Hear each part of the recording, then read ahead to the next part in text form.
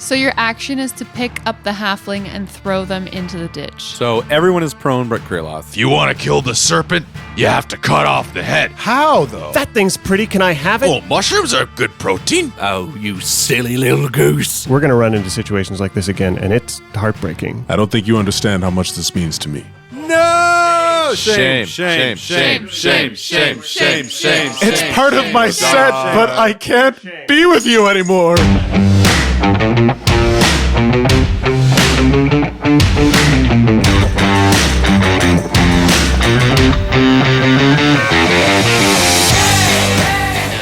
Welcome back to Dice Shame, episode 24, Solid as a Rock.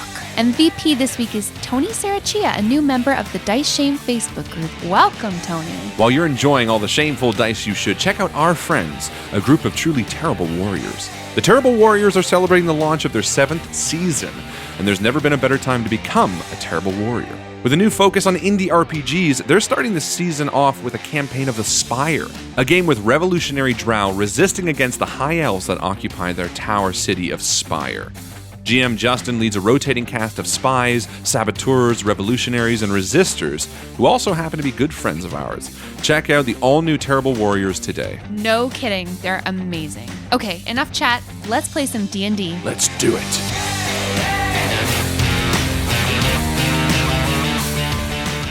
It's episode 24. Hello. Oh, yay. Hi, gentlemen. Happy 2-4, Canada. There you are.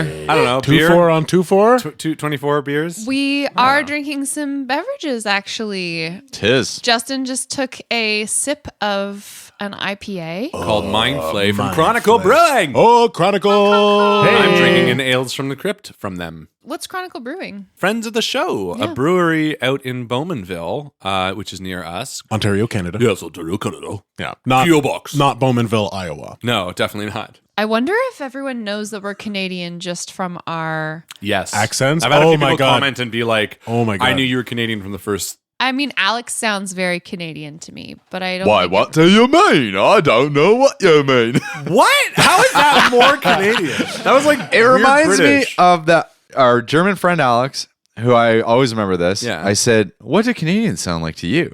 Because we know what German people sound like to us. He's like, I don't know. You sound like a Canadian. Now listen here, eh? We don't sound Canadian, and if you take that Canuck attitude around here, we're gonna kick you out of here. Back to Moose Jaw, Saskatchewan. Hey, that's where I grew up. I know. All right. Speaking of Chronicles, we've got Oh. a story to tell. Chronicles of bullshit. Ooh, Yeah. Okay. Chronicles of bullshit. Sorry. No, it's the Chronicles. Well, they're being written currently by our resident bard, the halfling Orin, who is busy plucking the strings of his mandolin. Chronicles, the Chronicles. You think you can come up with another word for this song? Maybe I'll use stories. No. Chronicles has a much better ring. Are you making fun of me? I feel like you're making fun of me. Chronicles rhymes with barnacles. Ooh. I took a ship over here with barnacles on the bottom. So we left the excavation site on Marpenoth the 8th. With a very dark cloud hanging above the party. This is the most emotional the party has been yet. Yeah. Did you stay in Amphail? You would have arrived there when you were heading back out on the road. Maybe No, in the late afternoon. I think if we left in the morning, we would probably just head Yeah. straight to Yeah, the road. we'd pass through. Yeah. Maybe stop at a... Tim Hortons. Tim Hortons. I mean, I need my Timmies if we're going north, eh? Fucking 50 kilometers. with the tiny hut, sleeping outside, even if it's cold or stormy or windy or whatever, not the worst thing. So as long as we can keep moving forward. True say. Yeah, I think we'd head north towards Crypt Garden Forest. It is quite the journey. It's about 5 days total. So you're due to hit Crypt Garden on the 13th of Marpenoth. On the way, 2 important and notable things happen. Dun, dun, dun, dun, dun, dun, dun, dun, dun. You travel through Amphail on your way, sleep out on the road, and then another day of travel passes uneventfully. However, on the 10th of Marpenoth, you are traveling in the late morning on the long road You've already passed the Westwood, left it in your dust, and you know that you'll be coming upon a town by the name of Red Larch by the evening. But you come upon 2 shepherds. They're running along a worn footpath toward the road, and they're guiding a large flock of sheep. They seem to be exhausted. As you watch, one stumbles and falls, and his companion stoops to grab his arm and steady him. Then they keep running. When they see you, they start waving their arms and shouting, but you're too far to hear them. Hey, they've got sheep. Can I roll perception? Astute observation, Doran. Yes, you can roll perception. That's the thing that we should be interested in. Look there. Not Sheep. their frantic. Well, let me. Why are they running? I only got 10. They're running. We can Yeah. keep riding in their Yeah, direction. let's ride. If they're I'm trying to wave us down, so clearly they want to talk to us. I will ride with vigor. The wind. And Kraloth. Vigor And and Kraloth. Yeah. You ride toward the pair of shepherds leading their sheep, and as you approach them, you realize this is probably a mother and her teenage son. They look similar in terms of coloring and height, and she waves at you, "Help! Help us! Please!" Yeah, we ride over as quick as possible. What do you need? What's wrong? Our home is just back there. There were giants. I'm sorry. We've been running half the morning, it feels like, to get away. Our homestead is half a day's travel back into the woods. We were out pasturing our sheep. We heard crashing in the forest, and 3 hill giants fell upon us and our flock. We managed to escape with about half of the herd, but they were scooping up sheep and putting them in bags. Oh my God. Can I roll insight on her? Sure. Just because. In case you think she's lying or something. 24. She is not lying. Good. Just these woods to the west here. That's right. What did the giants look like? They were big, very fat, I guess. Smelly. Okay. That all right. sounds like hill giants. Let's go take a look. Yeah. Well, Why don't you get your flock out of here? go Get the south. flock out of here. Get to Amphale. You'll have safety there. There are guards there. Red Larch is much closer. We'll probably go that direction. Go to Red Larch instead. That's a much better idea. Good thinking, Kraloth. You, well, Good job, Kraloth. yes, thank you. It's Are you travelers or? we're giant slayers. He is. I just hang out with him. That's so kismet. It's very No, we don't talk about kissing in this party. I create an illusionary map of the area. Can you show us where your farm is? Yes. Oh, this is so cool. Focus on what's happening now. Almost makes me forget about that terrible tragedy that I was. Yes, it's right here. And she stabs a very decided finger down at the map. Adjacent to the path, like she said, about half a day's travel. Is there anybody else at the farm? Any other family members? It's just the 2 of us. Are there only sheep there? I mean, I have our sheep with us. There's like 40 sheep, like, meh. Are there any other nearby farms to you? Is that what they do? No, we have no neighbors. Well, take yourselves to Red Larch and we'll take a look. Thank you. There's 3 of them, you said? That's all we saw, yes. Understood. I turned to Jack. Perhaps you should send Kieran on a flight to at least just to notify the guards of Waterdeep. Not that they should come running, but to be aware. Assuming this conversation's happening a little ways away from them. Yeah, at like I'm least assuming all the sheep Yeah. pass. Yeah, us. they're like, Yeah. you know, Yep. it's like 15 minutes of sheep passing. I think we're all they'll be in thinking Red the Larch well before Kieran could get to Waterdeep. If there's any help, it's coming from there. I mean, it's worth noting on our map of giant attacks, there's 3 giants here on this farm on this day. Yeah. I don't, if we're riding in that direction, we might just want to see if they're still there or which direction they were headed to see if we can sort of help narrow in where the center of them is. But What do we want to do about the giants in the meantime? I don't know. Do we face them? Or? Personally, Listen. I would say probably not. As much as I was toting being giant slayers, Yeah. we faced those giants back in Golden Fields with an entire team. That's right. We are just the 4 of us now. We had And that was only 2 giants. And that was 2 giants. We're talking about 3 now. That's right.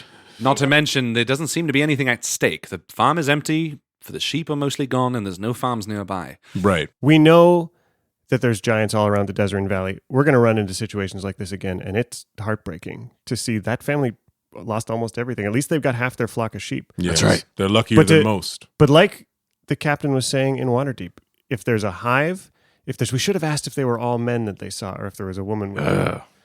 Well, you sent the shepherds north on the road that you're traveling. You We are can also speak with them traveling again. north. Oh, okay, If you so plan to go up the road, you're going to encounter oh, them perfect. again. So then we can drop a letter in the mail at Red Larch, and we can ask them, because we're really trying to find where's this hive, for lack of a better word. Where is it? So on the ride north to Red Larch, following, maybe we end up escorting these 2. I was going to say, like, you sent them north to Red Larch, and you're like, we're giant killers. We'll take care of it.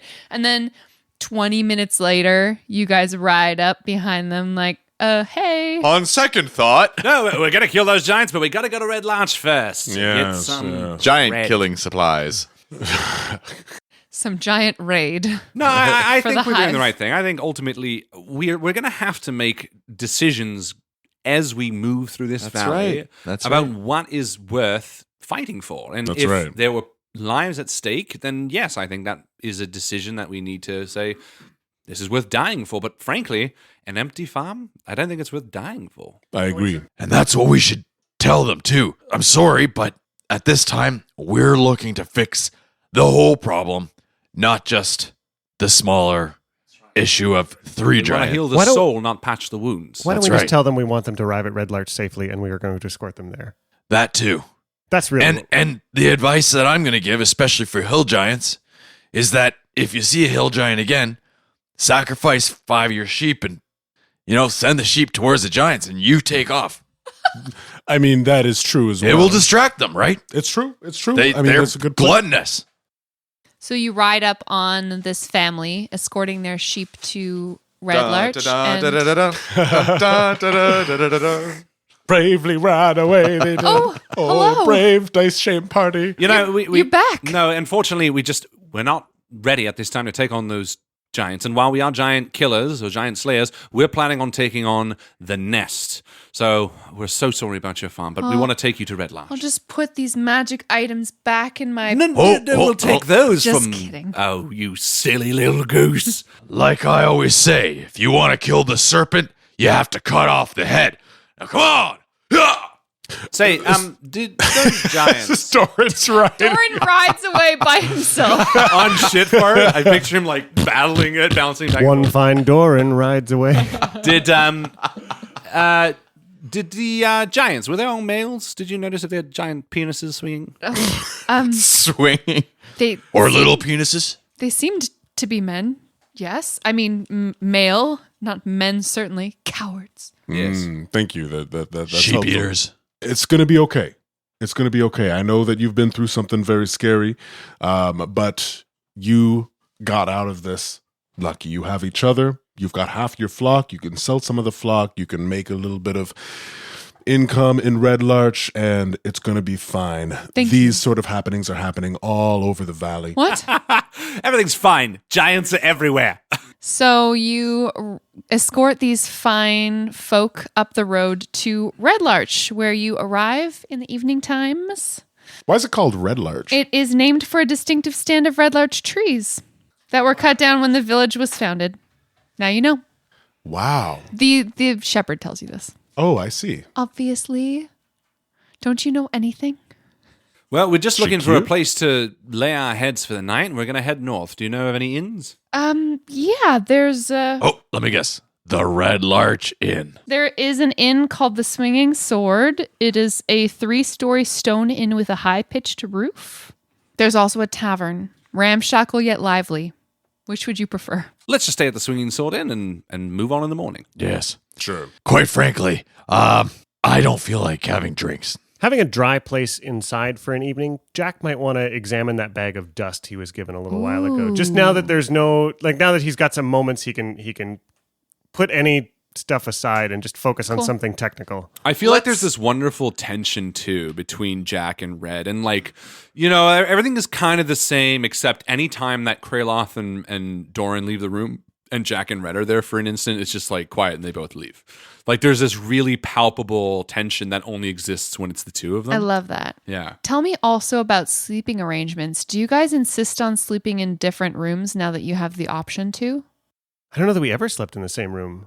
Well, I mean, in Liamon's tiny hut, you are certainly in close quarters. Absolutely. Yeah. In my mind, in this situation, because you're opening the bag of magic powder, I'm picturing us all like almost in a slumber party. Bunk beds. Well, you know, there's So a lot maybe- of taverns that have hostel floors, like on the Right. top. Red and Orin, for sure, would be happy with taking the top floor like that communal hostel space with anybody else who'd be welcome. Doran?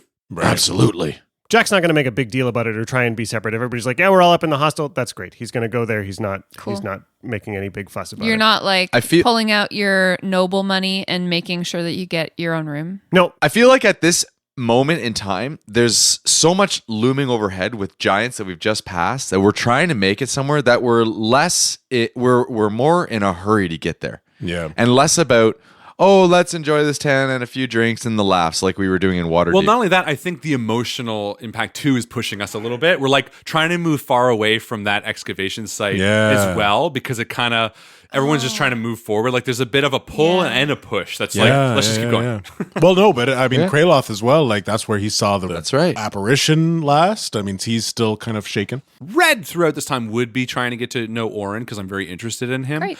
But additionally, and this is something I would be very interested in talking to at night, you know, I would love to crawl over to Kraloth's bunk and just make sure he's okay and be like, have you seen any other creatures or visions?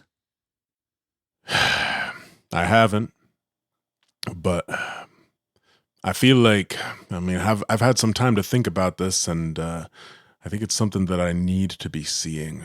I haven't had too much time to pray to Kelimvor over the past couple of days, but this is something that's important for me. This isn't just, you know, a flash in the pan, so to speak, cooking terms. This is a Hashtag food. hashtag. This is a significant event in my journey, and I think it might help me put together the pieces of the blank spots I've got. Look, buddy, I'm here for you. If you need me at any time, you just let me know, okay? And here, I want you to have this. And I pull out the wheat stalk carving that I took from Z's room. I was wondering when that was going to come back It's something that's like just kind of been a nice warm reminder of like something warm to hold on to, whether it be me or anything. And I look at it. What does it look like? It's a wooden carving of a sheaf of wheat. That's a holy symbol of Shantae. Z made it herself. Wow, Red. Yeah. I don't think you understand how much this means to me. I think Kraloth would probably put it down next to his lantern and his holy symbol. And Oh, man. Yeah. When Jack sees that, does he flinch? If he looked over and saw it, or if Kraloth was like, this is really lovely, I'm going to set it here out in the open, because like Jack would just look at it and grimace, because it's remembering another instance where Red walked into someone's life, was like, that thing's pretty, can I have it? And didn't think about how that would make Z feel and whether she felt obligated because she was now giving us this great gift and now we're going to ask for other things. Like, it's just, Jack's got that framed in his mind as another place where Red like pushed on a button and didn't think about how the other person would feel. And it just makes him like grimace and think about that moment. So, I'm picturing Jack experimenting with this. Yeah, dust. he's been, it's taken a couple of days. So he's been looking for like collecting rainwater, knowing that it would be a very neutral substance, going to find vinegar and knowing that that's a fairly acidic substance, going to find soda ash somewhere, knowing that like finding different little reagents, he can do the different tests on this magic powder to try and rule out which ones he thinks it is, which ones it isn't, knowing that if he burns it, does it turn a particular color that might explain something. Just a little pinch of it here, trying to discern down the little things he knows about this powder to get it into like a concrete understanding of what it is. As you experiment with this dust, you accidentally sprinkle a little bit on your hand. Okay. And you begin to levitate. Fairy dust. gain a flying speed for 10 minutes. Cool. So that's kind of awesome. And you now recognize this to be pixie dust. Oh, that's what I meant. What did I say? So- Tinkerbell dust? Fairy dust. Fairy dust? Pixie dust. What do you think this is? Some sort of, this is serious. Pixie dust. Come on. Jack, now that you recognize that this is pixie dust, you know everything about pixie dust. Okay. You're well versed in what this is, though you've Yeah. never held any or had any to play with. You know that 1 pinch of pixie dust can substitute for the material components of any enchantment spell of 3rd level or lower. And that if you sprinkle a pinch of pixie dust on a creature, a magical effect will happen based on what I roll on a D100, which I just rolled and you flew. Interesting. So it's not just a matter of thinking of a wonderful thing. Correct. And a wonderful thought. How much pixie dust is here? You have 9 pinches left. Jack, knowing that there's a limited time where he's going to have this effect on him, as soon as he spills it on his hand, thinks, "Fuck! I just wasted some of this." Feels the effects. He cinches it up and goes to step outside to fly. Cool. I mean, Kieran flies too. Absolutely, yeah. There's an immediate "Hey, Kieran, let's check this out," and there's an almost joyous moment of him imagining to get away from it all and to finally, with his own eyes, look out and see the giant map that is the world before him, to see this projection he's only ever experienced through Kieran's eyes and translated onto this magical illusion. Now he's just enjoying seeing it all for himself, seeing this great big map of the realms and looking off to see the mountains on one side and the great forests over that way, and just as far as his eyes can see, as the light is dimming and lowering the distance he can see until at the end of the 10 minutes he might settle down on top of the tower. While he's up there, what does he say to Kieran? I think it's just like a joyous laughter. There aren't words to express this thing. It's making real this thing he has a real passion for. It's his mind is caught up with putting names to all the roads he can see and drawing borders to all the places he can draw borders and naming all the little towns he can see and the farmstead and just it's that laughter as new connections and new ideas are made and he gains a new perspective on what he's looking at. I think it makes Kieran very happy to be up here with you. You're their favorite person, you're constant companion, and they're look at this cloud stuff, see how this feels. She does a crazy loop to loop. They're showing you this aerial fun that you can have. And I think there's a lovely dive down at the last moment to land on the roof as the last of the pixie dust wears off, and then realize, I don't know how to climb. How the hell am I getting down from you're here? stuck up on the roof. Definitely up there for a little while. It's a 3-story building. Yep. Yeah, he's it goes from dusk to dark. He's just up on the roof. Doran's lying in bed, right? And he's starting to doze off, and he sees Jack get up and leave. He doesn't really pay much attention to it. And I picture Doran is sleeping on the bottom bunk close to the window, and he's, as his eyes are kind of blinking shut, he sees Jack fly by the window. And he's like, oh, that's fucked up. I swear I just saw Jack fly by. Go to sleep, Doran. No, I must be sleep. No, I saw Jack. And then a moment later, you hear help. Jack's just appreciating the moment, but he's like, Kieran, can you go see if anybody's awake? I could totally picture that. Yeah, that's a good idea. So Kieran comes down. Right? Yeah, so Kieran can make Rat their tat way. tat on the window. Yeah, but the door's closed, right? Yeah, if there was that window that Doran saw Jack through, I think he might try and land on the windowsill there. And the Tressum lands on the windowsill and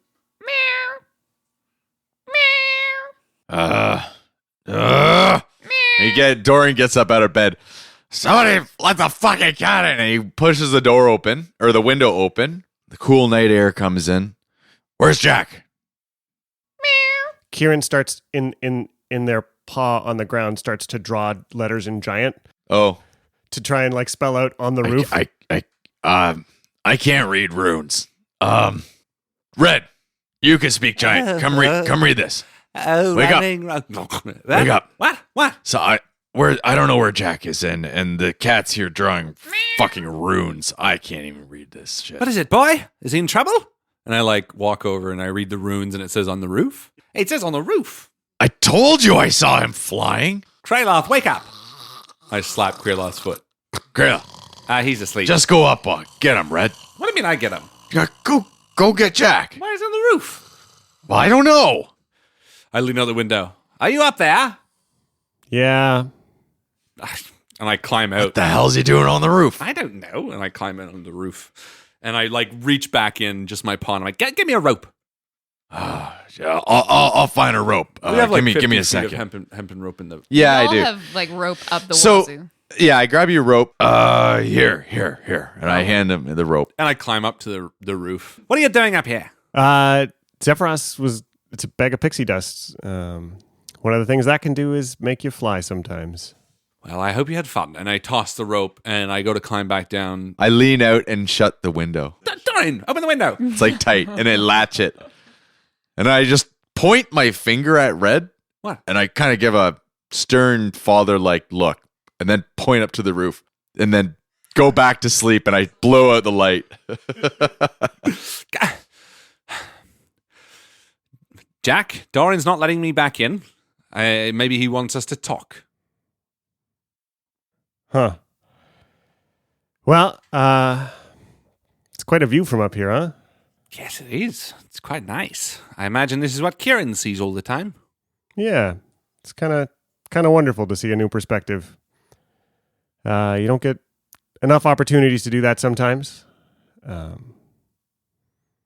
it's been kind of weird between us the last couple of days. You're telling me. Feels like there's been a bit of tension in the air since, you yelled at me and hurt my feelings. Yeah, I had a lot of feelings myself. I didn't mean to sort of spill that all onto you. It's been a lot of hard choices, lots of change going on, and trying to let life orient in a new direction sometimes. And I thank you for picking up that present from Torin. I read the note. I know it's in there. Oh, Jack, of course. And Red walks over and sits down next to you. Look, I understand that I'm not always the most understanding of things, and I recognize that sometimes I mess up and I say the wrong thing, but I really meant it when I wanted to be your friend, and I really didn't mean anything by saying something stupid at Torin, and I know I put my foot in it sometimes, but I think that's part of my charm, frankly, and I just want what's best for you, and I really hope that when this is all over, you do get back to the city, and I do hope you get to spend time with Torin, and more than that, I hope that you and I can be friends. Proper friends, not just people who got lumped in together on an adventure because fate deemed it so, but people that can share and become close. I want that too. I mean, we are, for better or worse, we've got a whole hell of an adventure in front of us, and there's no way we're getting out the other side if we're not on the same team. And I don't think I've ever. It's not so black and white that I ever considered you not my friend. I mean, ever since we started working together on that first dig, we've been, you're very charming, but there's also,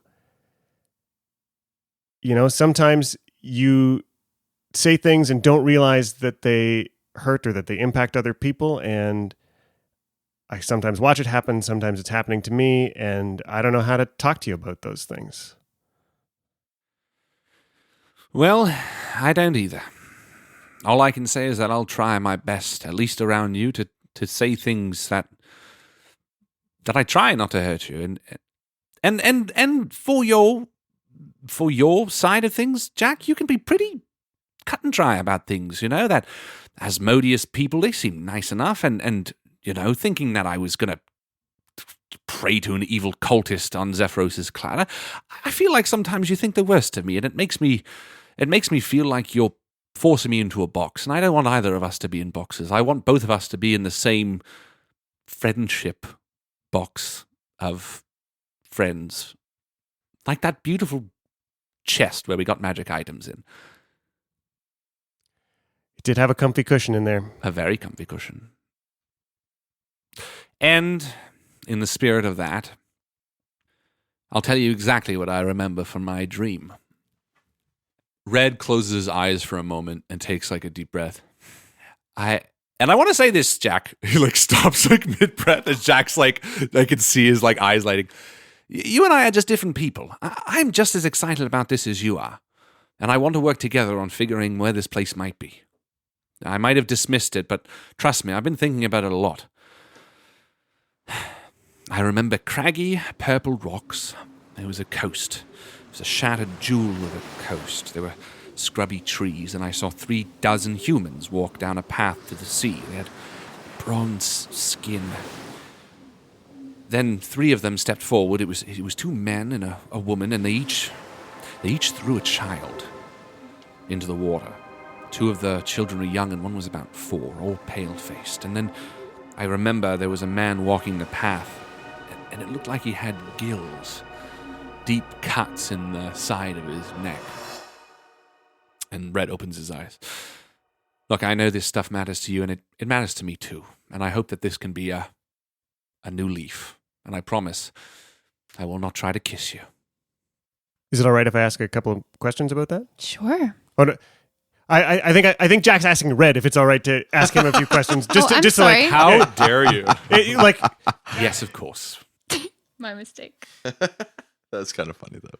but I think Jack is then going to start to try and go for like the little details that might narrow it down geographically, like what color were the rocks? Did they look like they were in big chips, or were they stones, or anything that to try and like get a type of place? What time of year did it look like? What time of day was it? Where was the sun in the sky for that time of day? Just anything that could place it in a time and space and hemisphere and all that kind of stuff. You know, I've thought a lot about that dream since waking up. To be honest, I feel like it's lingered on my mind just like that scent of salt lingered on my hand. And the truth is, I really don't remember all that much other than what I've told you. I want to remember more, and I promise you I will tell you more if I can think of it. But look, I'm no idiot. I know that these giants have chosen us to reorder us, or order the... I'm no idiot. Can we hug? Yeah, let's do that.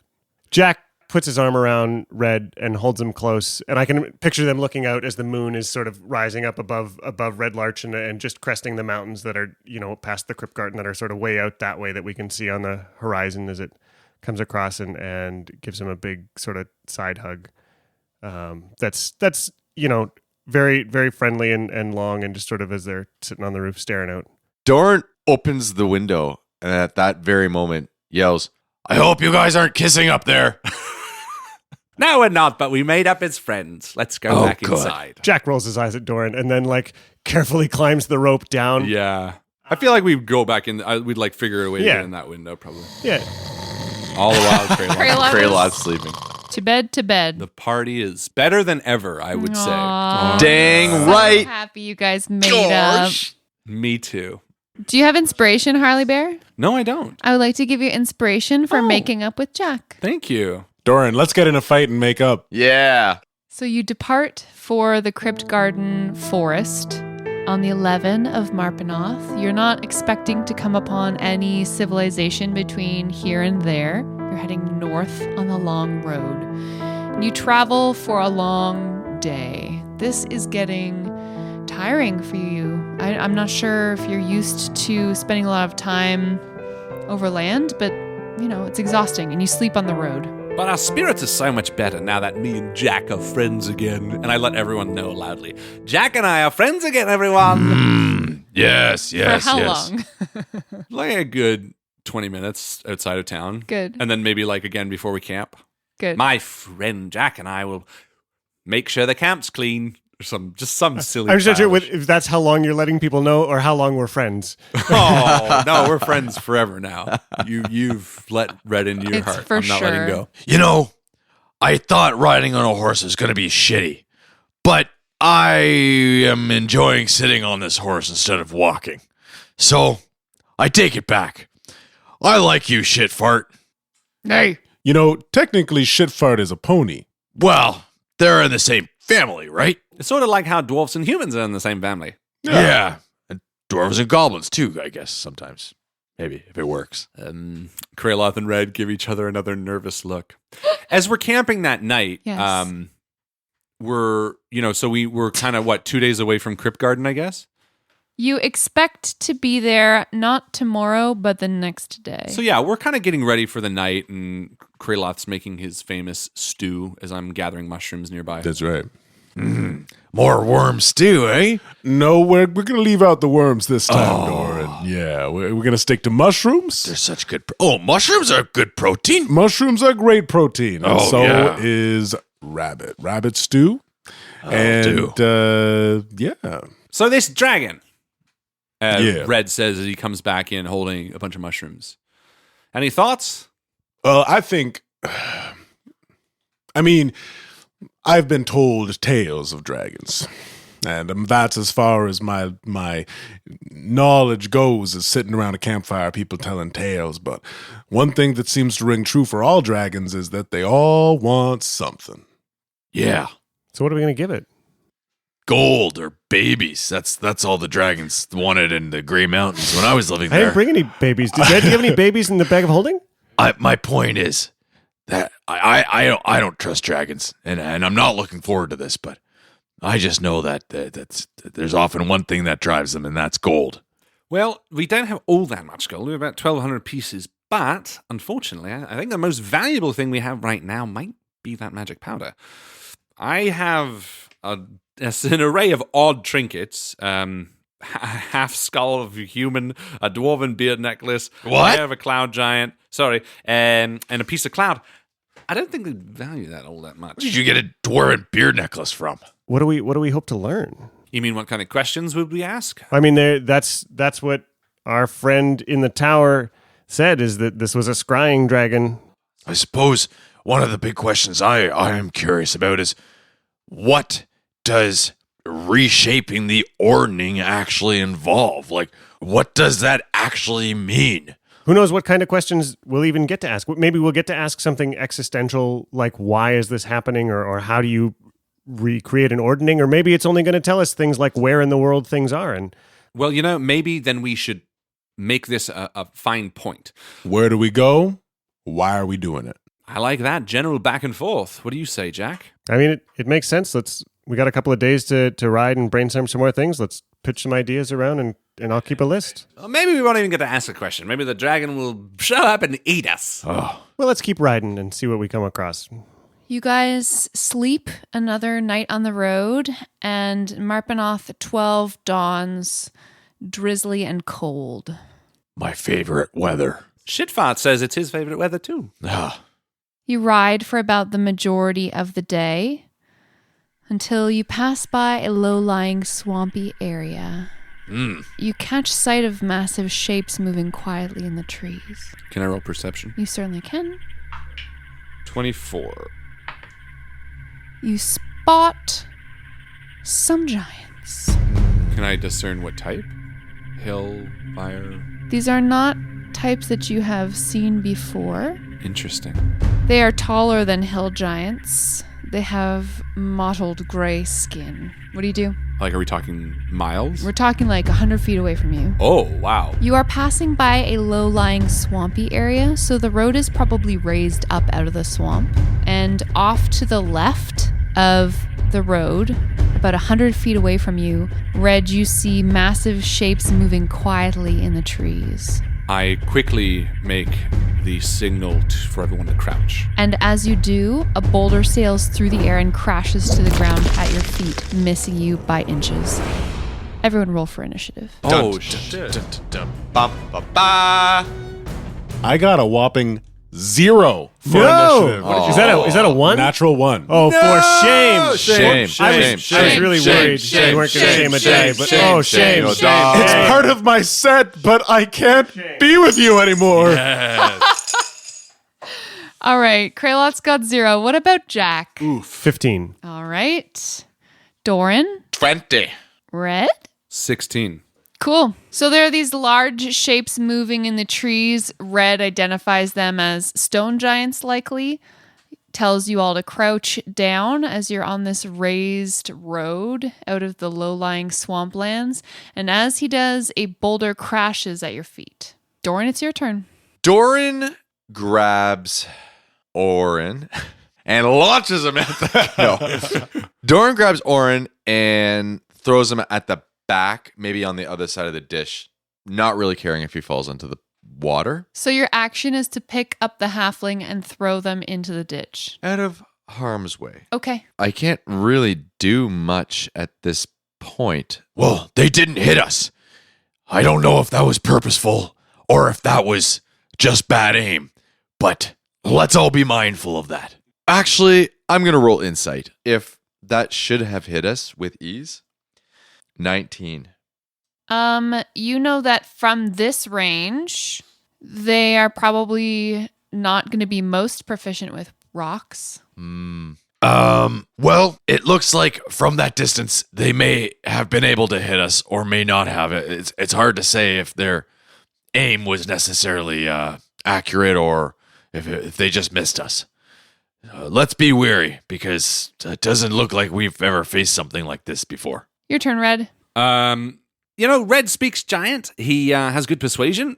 I think this is the best chance we're going to have to talk to them before the battle starts. So I'm going to jump on Doran's shoulders and I'm going to clear my throat. And in my loudest giant voice, I'm going to tell them that we are just passing through, that we mean them no harm, and please let us go on our way. Roll persuasion with disadvantage. 17. Really? I rolled 11 and a 14 and I have +6. One of them responds to you in a deep voice that sounds like a rock falling down the mountainside. And she says, Just kidding. "We will wipe your existence from this world." Oh, yeah, okay. Oh, nice. I relay that to them. Is that my action? No, that's not an action. Look, they're planning on killing us. I think we should run. Unless there's an immediate consensus not to, I'm going to start moving. Anyone? I mean, I think there's a chance they might know something about where the hill giants are or something. We might be able to goad them into telling us information about their enemies. Yeah. But I can do that with message from 120 feet away, which is my next thing is to try and tell them they're weak and that the hill giant was going to be on top of them in the ordning and see where they went. I have advantage on information. I've just talked to these things. Is there any way I can roll to see what, are these things so much more powerful than us? Is there any sort of, something along those lines? If you would like to perform your class skill on top of speaking this turn, This would be my favorite enemy skill. yes, I would call it an action, but you certainly can. I will do it purely because Doran hasn't moved. So he's stuck Okay. here anyway. And honestly, maybe I'm totally reading these things wrong. Maybe the stone giants aren't as bad as the hill giants. Maybe we can take them. To me, I sense a large number of them. I don't really want to tango, and they seem very hostile. Oof. Good thing I rolled with advantage, because I rolled a natural 1 on Chester. Oh, Oof, Chester. Chester. But I rolled a 13 on my other one.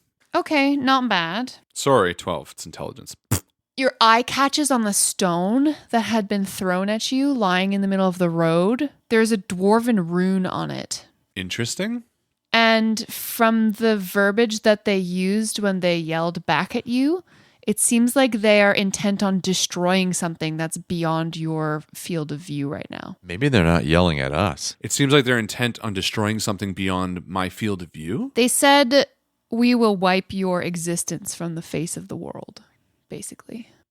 Interesting. I am not smart enough to decipher what that could mean. As Harlan and Red. Jack, it's your turn. So looking back at the horse in cover on the other side of the road somewhere, and Jack's going to pull out a little piece of wire out of his hand and point at the closest big shape he can see out there, and send a message into that one's brain in giant saying, "The hill giants rule the Deserin Valley from their fortress. They're going to kick you out of here soon anyways. You guys are weak. They're going to be on top of you in the ordning." And she's got whoever it is has an option to respond if they like. Yeah, she's definitely going to respond to that. That's goading if I ever heard it. She's going to say to you in her most fearsome voice, she says, "You know nothing of the All-Father. We will attain the top of the ordning, and you will die for it. But so I'm taking this turn because I can cast this spell through stones and rocks and things to get the fuck into cover. And on the far side of the road, next to Amakir, ready to mount up and get the hell out as soon as I can. And I might like whisper to the other guys, they think they're in the process of wiping everything off the face of the earth. They're planning to be on top of the ordning. I'm hoping we can get some more information about what the hell that's going on. I feel like you just made them really angry and then ran away. Yeah. It's not what happened. It's the giants' turns. They course. got higher than 0. How, though? Emerging from the waving trees of this swamp, 4 fearsome stone giants move forward 40 feet toward you, leaving 20 feet between them and our heroes on the road. 20 feet between us? Yes. I believe I said it was they're 60 feet away from you. And then they all try to murder you with boulders. Oh, fuck. They're hefting these large pieces of what look like masonry, some big gray stones, and they're throwing them at you. First one's going to aim at Kraloth. Go for... No, don't. 17 to hit. That is a miss. Hooah. Next one aims at Doran. 26. Nope. Yes. God Oof. damn it. Wait, 26 hits you? It's not funny. Oh, shit. How could a flying boulder cause so much damage? Like, really? It's dwarven masonry. It's really well made. You can tell the stonework that kills you. Is that Iron Fist masonry? 23 bludgeoning damage. Ooh. 'Tis but a scratch. Doran, make a strength saving throw. So 9. You are knocked prone as the boulder clubs into you. So you fall down. One of them aims at Red. Ooh, darling. 20. Yeah. Dirty. Thank God. 14 bludgeoning damage. Ouch. Red, make a saving throw. Natural 1. Oh my God. Chester. What's Chester? That's 2 in a row. I am shaming him. Shame, Chester. Shame. 2 Shame. in a row. Oh my God. Red, you are also knocked down. Fuck's sake. And one of them will try to aim at Jack, though I'm going to give you some cover, Jack. Yeah. So 25 to hit, 25 hits Jack. 24 bludgeoning damage. Yeah, and I take a 9 on that strength save. You are knocked prone. Yeah. All right. So everyone is prone but Kraloth. Kraloth, it's your turn. Holy Things are fuck. not looking good. No, they are Now can we run, not. please? May I remind you, standing up takes half of one move action. What would you like to do? First things first, I'm going to step over to Red. And I'm going to kneel down and say, you still got that ring on, right? Yes. And I'm going to cast Warding Bond. And so you're going to get +1 to AC and saving throws. And you have resistance to all damage. Amazing. Thank Wow.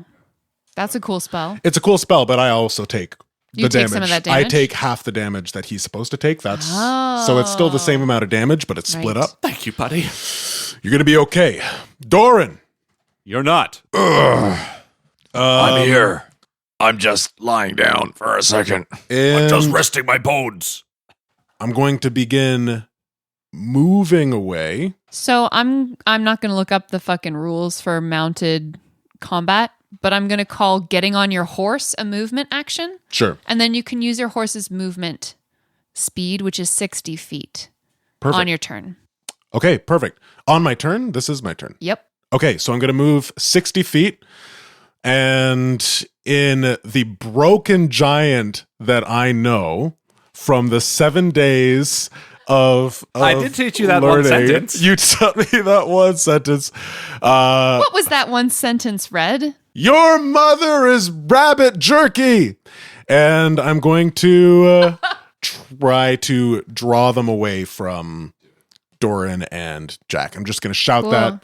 I don't know if that's intimidation or anything like that, but or persuasion. Yeah, let's call it intimidation. All right, green die. 11 to All intimidate. Doran, what happens now? The 4 giants have laid you and your companions low. I don't know what the right answer is, but all I know is that a boulder landed here. I saw Red look at it in sort of a curious fashion. And lying prone, I would like to use my stone cunning to identify what the fuck these stones are. Very interesting. Okay. Okay? Yeah, certainly. Whenever I make an intelligence history check related to stonework, I'm proficient in the history skill and double my proficiency bonus. Make such a check for me. So 16. Okay. As you are lying on the ground and looking at this curiously shaped stone directly in front of your face, you recognize a worn symbol, a 7-pointed star over a fish facing to the left.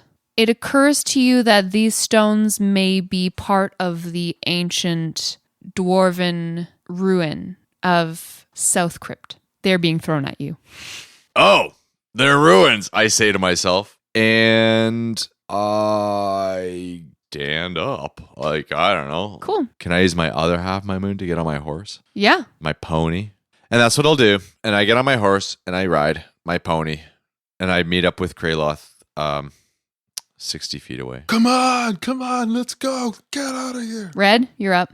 I'm going to stand up for half my movement. I'm going to climb on my horse and I'm going to ride 60 feet. Jack, it's your turn. Jack's going to be prudent and stand up, get on his horse, and ride, chasing after his friends. So you guys are all in agreement. Escape on horseback as quickly as possible is Indeed. your priority. Yes. Okay. Yes. It's a giant's turns. Jack, you've just goaded one of the stone giants telepathically, and she's not ready to let that go too easily. She closes the distance between you as you trail behind your friends some 20 feet. Her heavy footfalls shake the ground, booming loudly in your ears. She reaches toward you through the rain and tries to grab you. Make a Constitution saving throw. Ooh. Oh, no. 15. Kraloth, you look back through the rain at your friends riding up the road behind you.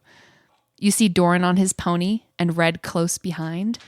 And behind Red, the stone giant stoops low and swipes at Jack, pulling him off of Anne McKeer's saddle. Jack! The horse screams in fear and doubles her speed, her saddle empty, while the body of Jack is enclosed in the hands of the stone giant.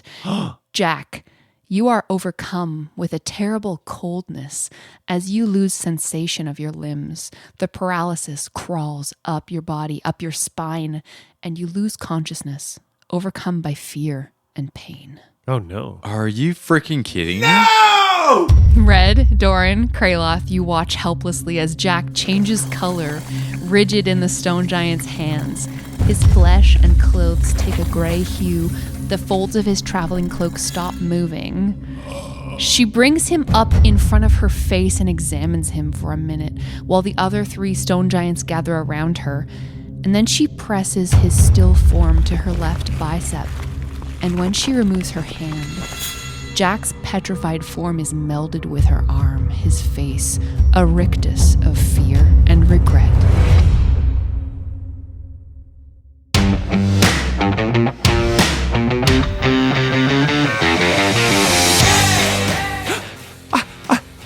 I think for the first time I'm speechless. Jack! I can't talk right now. Just follow us on Instagram, but do whatever. I don't care.